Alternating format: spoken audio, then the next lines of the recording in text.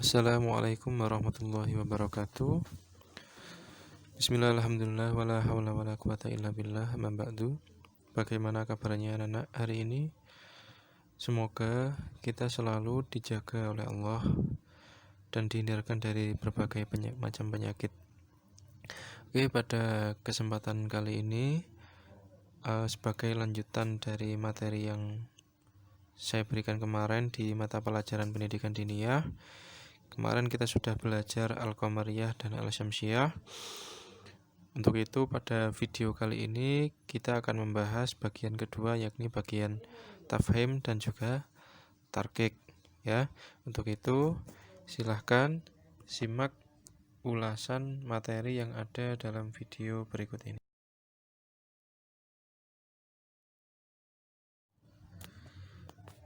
Oke anak-anak, sebelum kita masuk ke materi, mari kita berdoa dulu. Semoga nantinya kita diberikan kemudahan oleh Allah dalam belajar di rumah.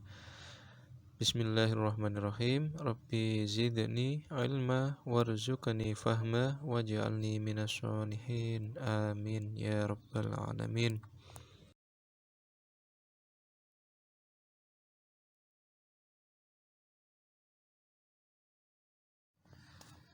Baik, yang pertama untuk mengawali materi, saya jelaskan terlebih dahulu tentang pengertian dari tafhim dan juga tarkik ya. Di sini bisa kalian lihat di layar ada pengertian tafhim dan juga tarkik. Yang pertama, pengertian dari tafhim itu adalah artinya menebalkan ya. Sedangkan kalau menurut istilah, tafhim itu menyembunyikan huruf-huruf tertentu dengan suara atau bacaan tebal ya. Jadi tafhim itu kalau secara istilah itu menebalkan bacaan huruf itu ya, simpelnya seperti itu. Terus kemudian tarkik itu adalah menipiskan. Jadi kalau tafhim tadi itu menebalkan, berarti tarkik itu menipiskan. Mungkin itu untuk penjelasan dari pengertian tafhim dan juga tarkik.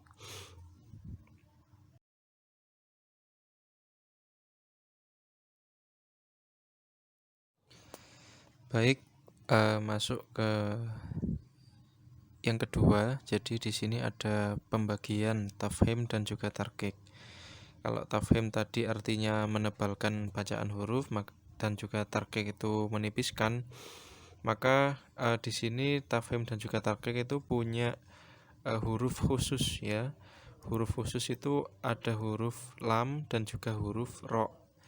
Dua huruf ini yang biasa dimasuki oleh hukum-hukum bacaan tafhim dan juga tarkik. Ya. Di sini bisa kalian lihat ada hukum bacaan lam.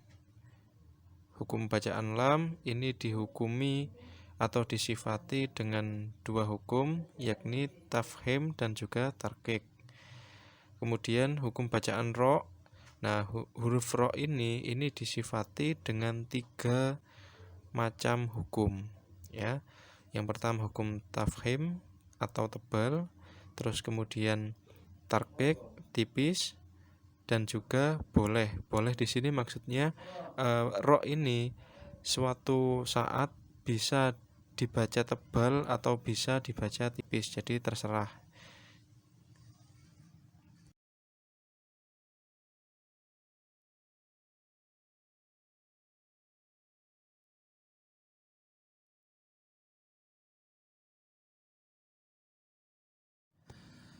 Selanjutnya kita masuk ke pembagian jenis yang pertama, yakni huruf lam ya. Huruf lam tadi di pembagian huruf lam itu huruf lam diikuti dua hukum ya, hukum tafhim atau tebal dan juga tarkik yang artinya tipis.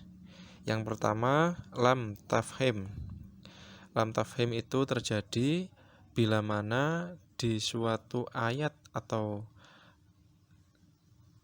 potongan ayat dalam Al-Quran itu ada kata-kata lafadz Allah ya didahului oleh fathah atau dhammah, maka lam yang ada di lafadz Allah itu harus dibaca tebal ya. Contoh bisa kalian lihat di potongan ayat yang saya beri kotak-kotak itu adalah contoh-contoh bacaan dari tafhim ya. Di situ yang pertama ada wallahi, Allahumma, Rasulullahi, syahidallahi ya. Jadi di situ bisa kalian lihat bahwasanya sebelum huruf atau lafadz Allah itu didahului dengan huruf-huruf yang berharokat fathah dan juga dhammah. Kemudian untuk lam tarqiq ini adalah lam yang berbunyi tipis ya, kebalikan dari lam tafhim.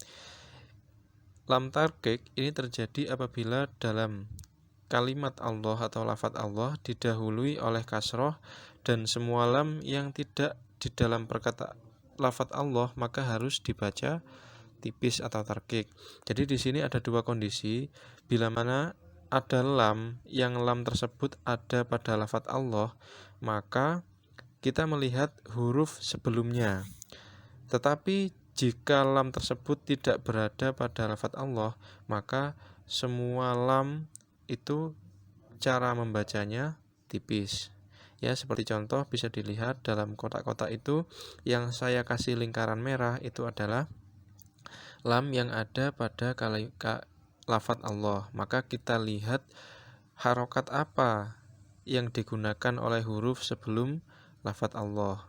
Terus yang kedua, yang berwarna biru, lingkaran warna biru itu adalah huruf lam yang tidak diikuti atau tidak berada di dalam lafadz Allah. Maka huruf lam tersebut semuanya dibaca tarqiq.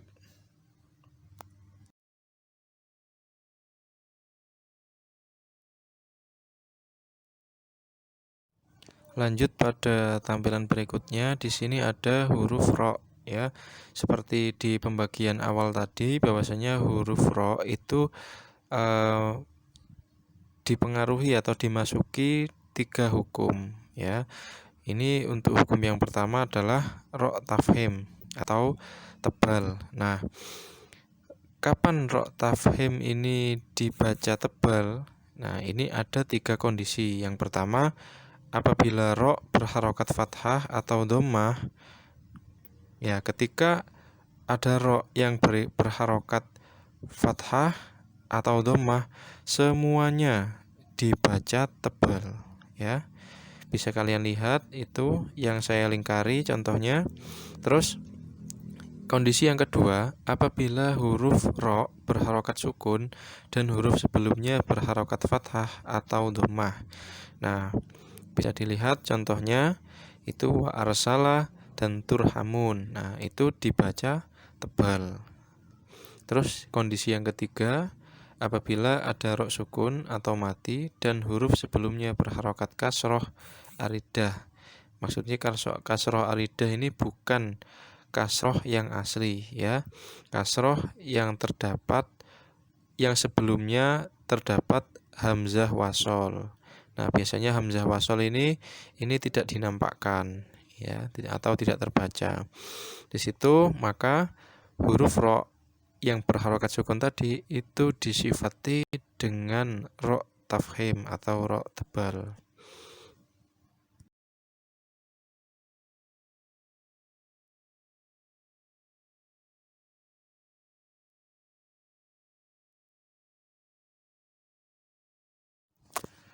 Kemudian pada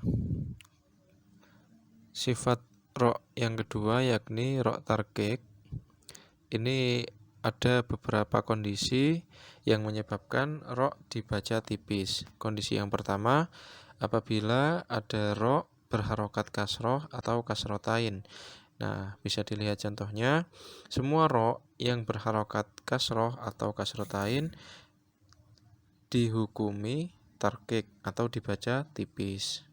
Terus kondisi yang kedua, apabila ada ro sukun didahului oleh huruf yang berharokat kasroh dan sesudahnya tidak ada huruf isti'la, atau huruf isti'la ini biasa dikenal dengan huruf yang dibaca berat atau tebal ya. Contoh seperti kho, huruf shod, huruf bot, huruf goin, huruf to, huruf kof, dan juga huruf bot.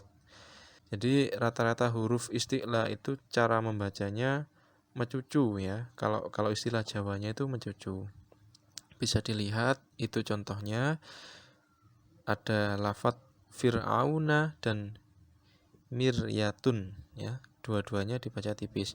Terus kemudian kondisi yang ketiga, ini apabila ro berharokat dhammah atau dhammatain dan huruf sebelumnya berupa ya sukun, maka dan ro tersebut diwakofkan atau diberhentikan. Nah, biasanya kondisi yang ketiga ini berada di akhir-akhir daripada ayat Al-Quran. Contohnya seperti lafadz qadir, khabir. Nah, jadi ro-nya dibaca tipis.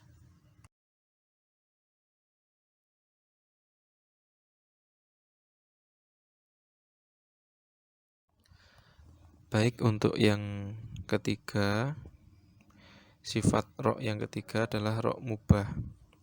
Ro mubah di sini, huruf ro ini boleh dibaca secara tafkhim ataupun tarkik ya. Maksudnya boleh dibaca secara tebal maupun dibaca secara tipis. Nah, kondisinya ini ada satu kondisi, yakni apabila ada ro yang disukun, kemudian didahului atau sebelumnya itu ada huruf yang berharokat kasroh, dan sesudah huruf ro itu terdapat huruf isti'la. Seperti yang kalian lihat dan sudah saya jelaskan tadi, bahwasanya huruf isti'la itu adalah huruf-huruf yang dibaca tebal atau berat ya. Contoh dari ro mubah itu terdapat pada potongan ayat min airdihi bihirsin mirsodun firqotun. Nah, itu terserah mau dibaca tafhim ataupun tarkik, hukumnya boleh. Baik, cukup itu materi yang bisa saya sampaikan kali ini. Semoga kalian dimudahkan dalam memahami materi yang sudah saya sampaikan dan menjadi manfaat bagi kita semuanya. Akhir kata, jangan lupa untuk terus berlatih dan mengerjakan tugas yang sudah saya berikan. Terima kasih atas perhatiannya. Mohon maaf. Assalamualaikum warahmatullahi wabarakatuh.